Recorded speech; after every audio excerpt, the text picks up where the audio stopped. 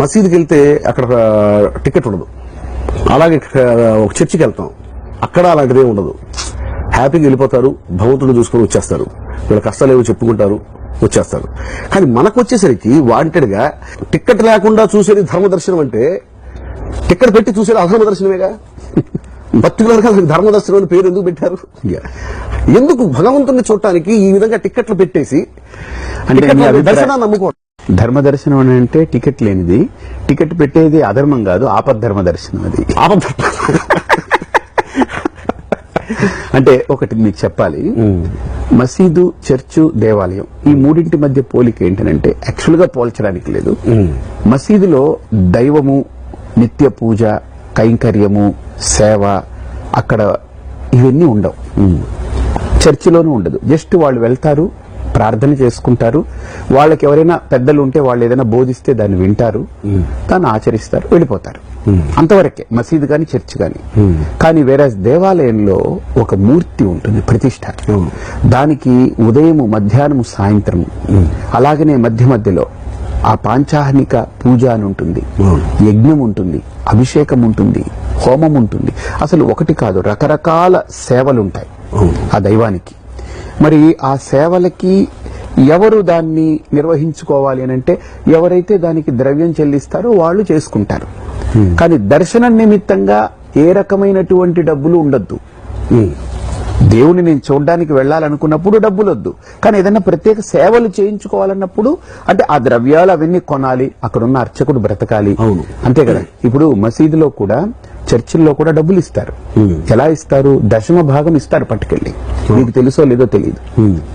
చర్చిల్లో దశమ భాగం వాళ్లకు పండిన పంటలో మొట్టమొదటి పంటలో కొంత, అలాగనే సంపాదనలో 10వ వంతు కొంత. ఈవెన్ అమెరికా లాంటి పెద్ద అగ్రరాజ్యాల్లో కూడా 10% వాళ్ళ పే చెక్ లో నుంచి ఎవ్రీ వీక్, ఎవ్రీ 15 రోజులకు వచ్చే పే చెక్ లో నుంచి 10% పట్టుకెళ్లి చర్చికి ఇస్తారు. విధి ఇచ్చి తీరాలి. మహమ్మదీయులు కూడా ఇచ్చి తీరుతారు, వాళ్ళు 10% ఇస్తారు వాళ్ళు రంజాన్. కానీ మన హిందువులకు అలాంటి నియమం ఉందా? లేదు. ఇచ్చిన వాళ్ళు ఇస్తారు, లేని వాళ్ళు లేదు.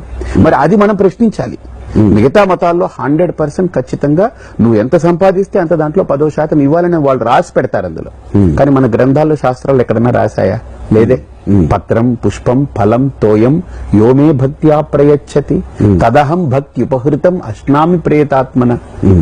ఏదిచ్చినా నేను తీసుకుంటానని అంటాడు భగవంతుడు. నువ్వు నీళ్లు ఇవ్వు కొద్దిగా చాలని, పత్రం ఇవ్వని. కానీ మన దేవాలయ వ్యవస్థ చూస్తే చాలా డబ్బుతో, ఖర్చుతో కూడుకున్నటువంటి వ్యవస్థ.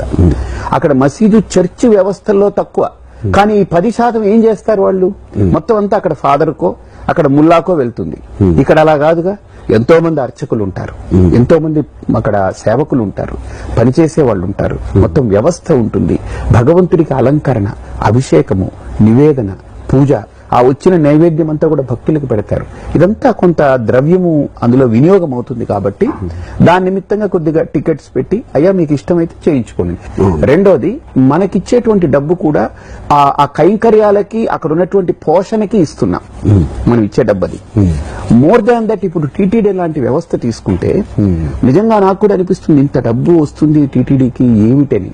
కానీ అన్ని వేల కోట్లు ఏదైతే వస్తుందో దాంట్లో సిబ్బంది జీతము, జీతభత్యాల నిమిత్తంగా 20,000 మందిని టీటీడీ పోషిస్తుంది. 20,000 మందిని పోషించే వ్యవస్థ ఎక్కడుంది చెప్పండి? ఎంత అద్భుతమైన వ్యవస్థ అంటే. గవర్నమెంట్ కాకుండా ఎన్జిఓ ఎక్కడా లేదు. రెండోది, టీటీడీకి వచ్చేటువంటి డబ్బుతో 10% అంటే 2,000 కోట్లు వస్తే 200 కోట్లు వాళ్ళు ఖచ్చితంగా ధర్మ ప్రచారం నిమిత్తం పక్కన పెడతారు. కాళ్ళు లేని వాళ్ళకి, చేతులు లేని వాళ్ళకి, కళ్ళు లేని వాళ్ళకి, అలానే యూనివర్సిటీలు, హాస్పిటల్స్, టెంపుల్స్, బడుగు బలహీన వర్గాల పరిసర ప్రాంతాల్లో కూడా టెంపుల్స్ కడుతున్నారు.